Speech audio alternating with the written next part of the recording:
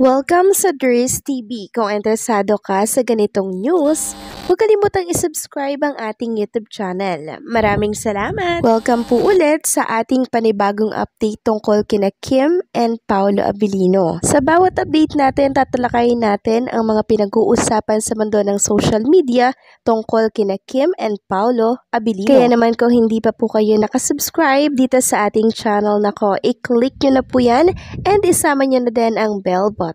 So, ayan, welcome back again sa ating YouTube channel, mga ka-Kimpaw, and sa update natin ito, ang pag-uusapan natin ay tungkol sa mga importanteng kaganapan kina Kim and syempre kay Paolo Abilino. Pero bago po ang lahat, narito muna ang mga napili nating komento, patungkol po yan sa naging previous update natin. Una komento mula po ito kay Ma'am Emelita Briones. Sabi niya, Kim, ano ba yan? Ayaw naming nakikita na ganyan ka. Nasanay kami sa mga bungis-ngis mo, lalong-lalo ayaw naming mababalita nang dahil sa tampuhan nyo ni Pao, kaya ganyan ka. Gusto namin lagi kayong sweet at masaya, para masaya din kami mga taga-suporta nyo. Sana maayos nyo ni Paolo kung ano man ang problema. Ayaw naming makita kayong malungkot. Nag-aalala kami. God bless you both, Kimpaw. So maraming salamat po sa komento, Ma'am Emelita Briones. So tama po kayo, hindi tayo sanay na ganun po si Kim Chu, 'di ba, malungkot and seryoso.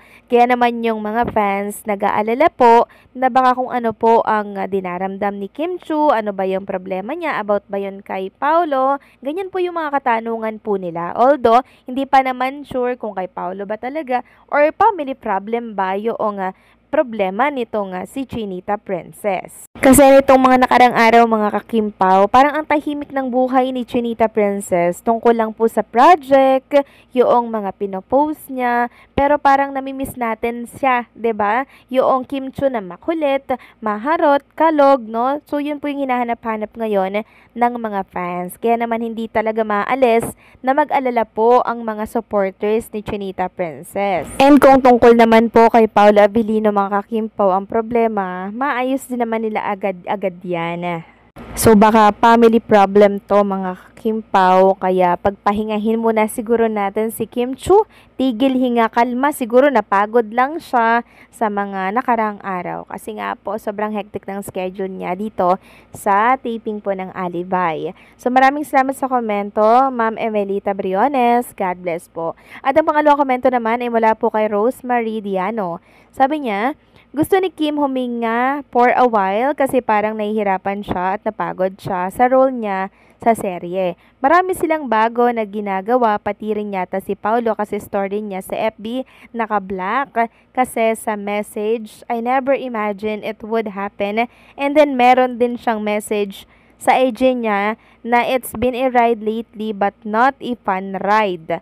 Sa pagod, antok, may mga pinagawa na bago sa kanila. Strong naman silang dalawa ni Pao, hindi yan tungkol kay Paolo kasi sa totoo lang, ine-expect at nakaprepare na yan si Kim kung anong mangyari sa kanila, di ba? May trust issue na yan sa mga lalaki. So expected at prepared na siya kung sa kanilang dalawa yan. Tungkol yan sa work kasi masyadong mabigat, nahirapan nga siya. Sa My Love Will Make It Disappear, sabi niya, how much more? Yung serye The Alibay, sabi may mga bago nga daw sila dito na hindi pa nila ginagawa dati. So maraming salamat po sa komento, Ma'am Rosemary Diano. Pinakalma niyo po ang lahat ng mga Kimpaw fans na nakikinig po sa atin sa mga oras na to at maging ako po. Hopefully nga po, para lang yon sa pagod, 'di ba? Dahil sabi nga po ni Chinita Princess, hindi niya inaasahan na may mga ganito palang eksena na sa buong tanambuhay niya parang ngayon lang ata mangyayari.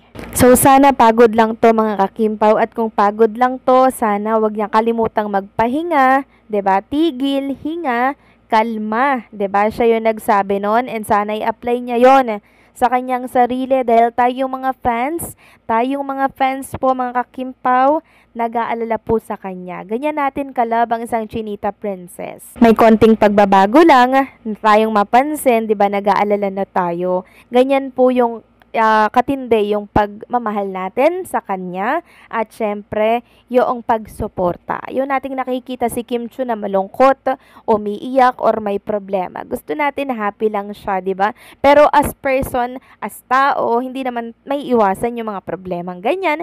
Tao lang din naman tayo, pero sana hangga't maaari, 'di ba? Wag pong mamroblema si Kim Chu, mga kakimpaw. So maraming salamat po sa komento, Ma'am Rosemary Diano. God bless po and salamat po sa inyong komento na kung saan pinakalma po ang mga fans ni Kim and Paula Avellino.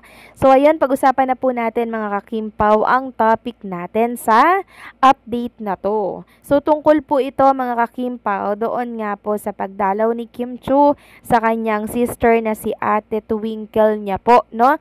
Kasama niya nga po yung asawa po ni Ate Twinkle and then yung pamangkin po niya. Ngayon, may mga nagsasabi po na asan si Paolo Avellino? Bakit hindi kasama ni Chinita Princess itong si Paolo? So, may nagsasabi naman na siguro si Paolo yung photographer ni Kim Chu at ni Ate Twinkle niya and nung pamangkin at asawa. Yan po yung sinasabi, no? Tapos, ito nga po yung mga Kim Pao fans at nasoko po itong isang gamit ni Paolo Avellino na nakalapag po sa table ng likuran po ni Chinita Princess. So, ito papakita ko po sa inyo, mga kakimpaw. So, pinost po ito ng account ni Jem Esteron Karingal. Credit po sa'yo, ha. Binilugan niya dyan yung sombrero na black na kung saan ay gamit-gamit ni Paolo Avellino. Ibig sabihin, si Paolo Avellino ay present din po dyan, mga kakimpaw. Merong mga nagsasabi na baka humabol, sumunod si Paolo Avellino sa pagbisita ni Kim Chu dito kay Twinkle. So, yung sombrero na yan, mga kakimpaw, eto po yan, mga kakimpaw. Yan yung suot-suot ni Paolo Avellino dito sa during meeting po ng The Alibay. Ayan po, mga kakimpaw. Parehas po noong cup na nakita dito sa likuran ni Chinita Princess na nakalapag po dito sa table. So, nilapag niya muna siguro ni Paula Avellino, tinanggal niya, no? Dahil magpipicture siya. Kasi pag nasa loob ng bahay, tinatanggal po talaga yung sombrero, mga kakimpaw. So, ibig sabihin, present talaga si Paula dito. Humabol siya dito kay Chinita Princess. So, okay na okay naman pala itong si Kim and Paula Avellino. Although hindi mawawala yung tampuhan, mga kakimpaw, pero alam naman natin na hindi papakawalan ni Paolo si Kim Chu, mga kakimpaw. Tampuhan lang yan. Ano ba yung 15 years na inantay ni Paolo Avellino para mapasa kanya ang isang Chinita Princess? Hindi niya po yan ipagpapalit, mga kakimpaw, sa tampuhang yan. Tampuhan lang yan, mga kakimpaw. Or kung meron mang tampuhan, maayos din po yan. At kung may problema man si Kim Chu, maayos din yan. At kung pagod man siya, andyan naman po si Paolo Avellino para siya po ay pakalmahin at syempre makapag-relax naman si Kim. So, wag tayo mag-alala, mga kakimpaw. Relax lang din tayo at wag kayong mag-alala, mga kakimpaw. Problema lang yan pagtatagumpayan niya ni Kim and Paula Avellino, okay?